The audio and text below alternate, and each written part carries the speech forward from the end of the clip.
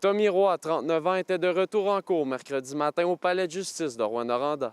Il a décidé de plaider non coupable face aux charges dont il est accusé. Je vous rappelle que l'individu fait face à 5 chefs d'accusation, dont conduite avec les facultés affaiblies ayant causé la mort, ainsi que de délit de fuite. Il aurait happé mortellement un adolescent de 17 ans en avril dernier dans le quartier Granada, Rouyn-Noranda. Ce choix fait en sorte qu'il y aura donc un procès qui se déroulera devant un juge de la Cour provinciale. Par ailleurs, ni l'accusé ni son avocat étaient présents à l'audience, mais des membres de la famille de la victime s'étaient déplacés. Roy est représenté par Maître William Roy dans le cadre de ces dossiers. Nous avons appris au cours de la comparution que la défense avait fourni un rapport de plusieurs pages concernant des demandes en lien avec la divulgation de la preuve. Bien que la poursuite ait été proactive dans sa réponse, elle a qualifié de discutable la pertinence de plusieurs de ces pages. La preuve dans ce dossier qui est le rapport d'expertise de la scène du reconstitutionniste, mais également certains éléments qui ne peuvent pas être dévoilés en raison d'un interdit de non-publication. Tommy Roy reviendra en cour le 20 janvier prochain pour fixer la date de son procès.